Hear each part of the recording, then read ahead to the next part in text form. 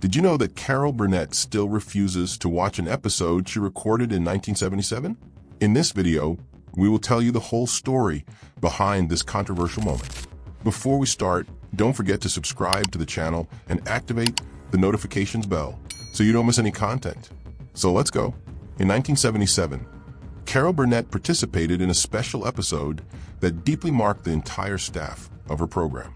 Unlike the other episodes, this one didn't just have humor and fun skits. There was something very true there that touched deep feelings and showed a side of Carol that audiences rarely saw. The preparation for recording was intense. Everyone knew that this performance would be unlike anything they had ever done. Every detail, every expression, and every reaction was carefully thought out. And this created a special energy in the studio. Despite the immediate success and the emotional reactions of the crew, Carol never watched that episode again. She herself said it was very real to her, and that revisiting it would be like reliving emotions that were still very strong. Therefore, for 47 years, the episode was kept only in the memory of her and those who were present. For the team, it was a moment of pride, but also of respect for the boundary Carol put between herself and that unique experience. Even without watching it again, the impact of that lives on. The episode became legendary among colleagues and fans, making clear that Carol Burnett was not just a comedian, but an artist capable of diving deep into human feelings. And this story was just beginning. Carol Burnett was born on April 26, 1933, in San Antonio, Texas, into a troubled home. His father worked in the cinema, but alcohol dominated his life. Her emotionally absent mother also struggled with addiction. Carol's childhood was marked by grief. Both parents died of alcohol-related illnesses, leaving her with difficult memories and an early maturity. From an early age, she learned that laughter could be a defense against suffering, a way to escape painful reality. After the death of her parents, Carol was raised by her maternal grandmother, Mabel White, who first brought stability and unconditional love. In 1940, the move to Hollywood marked a new beginning, but it also brought challenges. Living on a modest pension of just $20 a week required creativity and resilience. Despite financial difficulties, her grandmother's presence was an emotional foundation, allowing Carol to find small joys even in the midst of adversity. This period of her life planted the seeds of an inner strength that would later turn into artistic talent and humor, shaping the woman who would become a comedy icon. To cope with loneliness and sadness, Carol created an imaginary twin sister named Karen. Karen was confident, beautiful, and everything Carol didn't yet feel like being. She played Karen with such conviction that other villagers came to believe in her sister's existence. This alter ego was his first demonstration of acting talent and at the same time a tool for emotional survival. The cinema became another refuge. On Saturdays, Carol would spend 25 cents to attend 2 sessions, escaping the harsh reality of Hollywood. Poverty forced her to petty theft, such as toilet paper at the movies, just to survive. Still, each film was a window into a better world, offering inspiration and hope. Among his pranks, Tarzan screams stood out. Inspired by Johnny Weissmuller, Carol trained vocal control, experimenting with sounds and exaggerations, creating her first comedy tool. This period of childhood and adolescence showed that despite adversity, Carol found creative ways to escape pain, cultivating skills that would later lead her to stardom. Life taught her, little by little, to turn suffering into art. In the 1950s, Carol decided to study journalism at UCLA, influenced by her mother. However, the lack of $50 for tuition almost prevented his plans. An anonymous donor paid for his studies, opening unexpected doors. During a drama elective, Carol discovered an unexpected passion: the stage and acting. She quickly stood out among colleagues, being recognized as the most promising newcomer, and realized that comedy could become her path. To support herself, she worked as a maid for 65 cents an hour. It was during this period that he met Don Sayan, and together they received an offer from a millionaire shipbuilder in San Diego. $2,000, half for each, with 3 clear rules. The money should remain anonymous, be used only to go to New York, and, above all, serve to help others. This transformative encounter gave Carol not only financial support, but also the confidence and vision to follow her dreams, paving the way for her future career. In 1954, Carol Burnett arrived in New York with big dreams and few resources. She stayed at the Algonquin Hotel for $9 a night, a sky-high price for her at the time. Despair struck, and she called her family for support and comfort. The call reminded her of the strength she had carried since childhood, a real Hurricane Carol that could not be erased. He soon found shelter at the Rehearsal Club, a boarding house for aspiring artists, paying $18 a week. She shared a room with 4 other young actresses and reconciled study mornings with night work as a hatter. She actively participated in the Rehearsal Club review, and it was in this environment that she came to watch Marlene Dietrich, an inspiring moment that encouraged her to persist. The big moment happened with a comic song about John Foster Dulles, written by Ken Welch. The performance drew TV attention, securing appearances on The Jack Paar Show and The Ed Sullivan Show. On January 6, 1957, Carol made her historic debut on The Ed Sullivan Show, impressing audiences and critics alike. These first steps in New York were instrumental in shaping her confidence and showing the world her unique talent, paving the way for a brilliant career. Carol began to gain a foothold on television in 1955 on The Paul Winchell Show, playing the doll's girlfriend, already showing her talent for comedy. He then worked with Buddy Hackett on Stanley, a show that lasted a year, allowing him to hone comedic timing and stage presence. Success in the theater came with the musical Once Upon a Mattress, which began off-Broadway and migrated to Broadway. Playing Princess Winifred, a traditional anti-princess, Carol won over critics and audiences. She was nominated for a Tony Award and, on June 22, 1959, received in full the $2,000 that had been borrowed years earlier.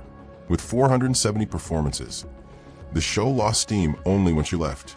In television, he consolidated his presence with The Gary Moore Show between 1959 and 1962, playing an iconic cleaning lady. She developed live audience interaction skills, masterfully exploring timing and risk. This period marked her first Emmy win, recognizing her versatility and talent. Between theater and television, Carol began to establish herself as a full-fledged artist, ready to achieve greater achievements and make way for her own show. Despite initial resistance from CBS, Carol found a unique opportunity alongside Julie Andrews. A chance encounter involving a taxi and a truck seemed destined. The Julie and Carol at Carnegie Hall special was born, an event that combined music, comedy, and unique charm of the two artists. The special was acclaimed by audiences and critics, garnering 3 major awards, including the Emmy. The chemistry between Carol and Julie won over fans and showed a new facet of the comedian, her ability to balance humor and musicality flawlessly. In addition, the show's soundtrack peaked at number 85 on the charts, further expanding the cultural impact of the event. This special consolidated Carol as a versatile and determined artist, able to overcome barriers imposed by the industry. It was a key moment that definitely projected her to national success, opening doors to greater opportunities in television and theater. The partnership with Julie Andrews would become legendary, showing that Carol could not only entertain, but create memorable moments that would last for decades. On September 11, 1967, she debuted The Carol Burnett Show, which would become a phenomenon. For 11 seasons, the show garnered 30 million viewers weekly, making Carol the first woman to lead a highly successful variety show. His influence reached as far as Saturday Night Live, inspiring new generations of comedians. The show has won 25 Emmy Awards. Harvey Korman won 4 Emmys, Tim Conway another 4, and Carol took home major awards in addition to Golden Globes in 1977 and 1978. It also won 3 consecutive People's Choice Awards and was recognized by Time Magazine, TV Guide, and Variety, cementing the show as a landmark on television. The success of The Carol Burnett Show was not limited to numbers. Creativity, impeccable comic timing, and interactions with the audience turned each episode into a comedy lesson. Carol showed that talent, dedication, and emotional sensitivity could create something that would cross generations. Every sketch, every song, every laugh proved that his impact on television was indisputable. Between awards, fans, and colleagues, Carol built a career that would never be forgotten. but there were still chapters of her life and moments of emotion that lay ahead. During Season 7 of The Carol Burnett Show, tensions arose behind the scenes, especially with Harvey Korman. Despite his talent, Korman had difficult behavior during rehearsals. He was even fired, but Carol and the team decided to give him a new chance, imposing a curious condition. He should practice skipping and whistling every Monday. The joke resulted in the famous Mr. Happy-Go-Lucky sign, which became a symbol of the negotiations and the necessary good humor behind the scenes. Meanwhile, Tim Conway cemented his reputation for unpredictability. He saved the best moments for the live recording, surprising cast and crew with each episode. The famous story of the elephant that broke everyone laughing is just one example of his talent for improvisation. Vicki Lawrence, Carol's co-star and close friend, used to joke, "Are you sure that little is through?" showing that it was never known when Conway would release her next surprise. These behind the scenes reveal a lot about the dynamic of the cast. Talent, improvisation, friendship, and challenges lived side by side. Each episode was a mix of planning and spontaneity, requiring patience, leadership, and a sense of humor from Carol. It was in this intense environment that she consolidated her ability to conduct an absolutely successful variety show. In 1977, Carol recorded an episode of The Carol Burnett Show that she would never watch again. The focus was on Eunice Higgins, a character who portrayed family dysfunction with a mixture of comedy and drama. In the Gong Show special, Carol decided not to make a joke. Eunice believed that the talent show would make her famous, but the judges, including Alan Ludden, ridiculed her. Carol played Eunice completely seriously, conveying pain, frustration, and broken expectations. The entire crew was moved to tears as the camera slowly pulled back to capture Carol's face, scarred by emotion. The episode deeply touched everyone in the studio and became legendary for its emotional impact. After that, Carol never watched the recording again. She explained that Eunice's pain was, in a way, her own pain. The episode inspired the 1982 TV movie and sitcom Mama's Family. But Carol ultimately left the series for disagreeing with the direction, keeping her respect for the original episode intact. This moment shows how an artist can expose herself emotionally and create something memorable, but also painful, that remains stored in memory. Carol had an intense personal life, marked by joys and losses. Her first marriage was to Don Sayan, an acquaintance still at the time of UCLA. They married in 1955, facing family challenges together, including the death of Don's daughter from a previous relationship. The union ended at Christmas 1959, with divorce finalized in 1962. Don struggled with depression and alcoholism, passing away in 1990 at the age of 62. In 1963, Carol married Joe Hamilton, a TV producer with 8 children from a previous marriage. He produced The Carol Burnett Show, and together they had 3 daughters, Carrie, Jody, and Erin. In 1965, Carol suffered a miscarriage, a difficult time in the midst of the already full life of the family. The house has always been full, with Joe's sons and 3 daughters generating simultaneous challenges and joys. Joe won 5 Emmys producing Carol's show, further strengthening the professional and personal partnership. Despite the difficulties, Carol managed to balance family and career, maintaining the humor and resilience that characterize her. These years showed that her life offstage was as intense as the one she showed to millions of viewers, setting the stage for new challenges and future achievements. In 1976, Carol faced an unexpected challenge offstage. The National Enquirer published a lie saying she was drunk around Henry Kissinger. Outraged, Carol sued the tabloid for $1.6 million. The legal battle lasted 5 years, involving lawyers, courts, and much media attention. In the end, she received about $200,000, but more importantly, it forever changed the way tabloid journalism dealt with celebrities. Meanwhile, his daughter Carrie faced her own battles. At the age of 13, he began using drugs such as cocaine, marijuana, mushrooms, and quaaludes. The motivation was to escape the pressure of being Carol Burnett's daughter. Between 1976 and 1979, she underwent several rehabilitations, running away from clinics in Texas and staying away from her mother for more than a year. At the age of 17, he finally achieved sobriety and resumed contact with Carol. Carrie pursued an artistic career, participating in the film Fame and other collaborations. but her life was marked by constant ups and downs. In 2002, he died at the age of 38, a victim of pneumonia associated with lung cancer. For Carol, these experiences were painful, showing that life offstage could be as challenging as any comedy sketch. Carol's second marriage to Joe Hamilton ended in 1984. Pressured by Carrie's addiction, she made difficult decisions, sending her youngest daughters to Hawaii in search of safety. Joe, a partner on stage and in life, faced his own battles and passed away from cancer in 1991. In the late 1990s, Carol met Brian Miller in Long Beach. He was 23 years younger and brought emotional support in a delicate period. They married in 2001, when Carol was 68 and Brian was 45. Tragically, Carrie died 2 months later, leaving Carol in deep mourning. Brian took on a key role, offering stability and affection, helping Carol through moments of intense pain. This third marriage not only brought love, but also support to face family losses and personal challenges. Despite the tragedies, Carol remained active, showing resilience and the ability to rebuild her life. The years of hardship have shaped her emotional strength, preparing her to deal with future challenges, including family crises and the need to protect the next generation. In 2020, Carol faced another personal challenge when her daughter Erin, battling 19 years of addiction, went into crisis.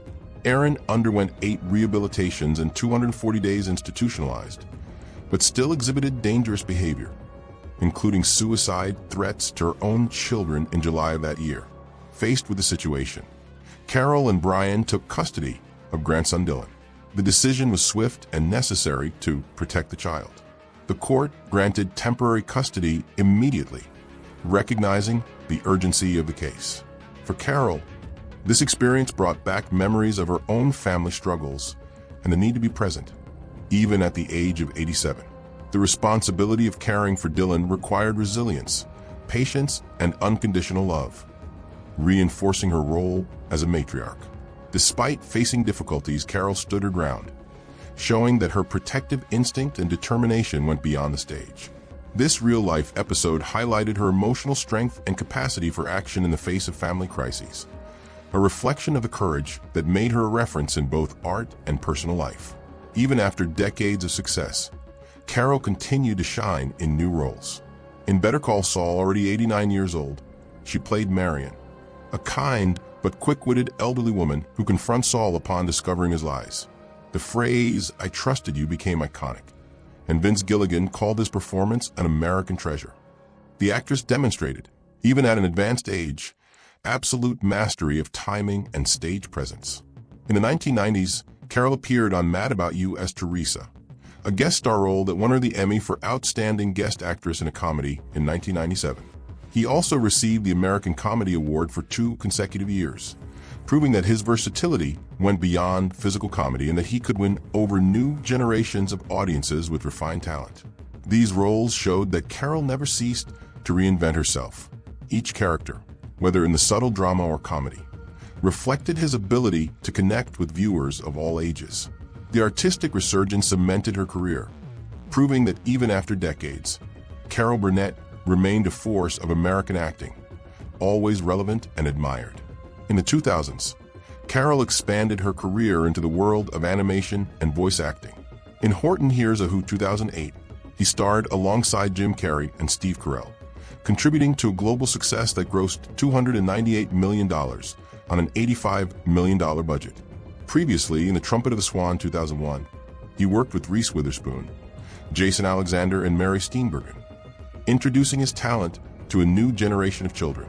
These works allowed Carol to explore different forms of artistic expression, maintaining her mood and sensitivity even without physically appearing on screen.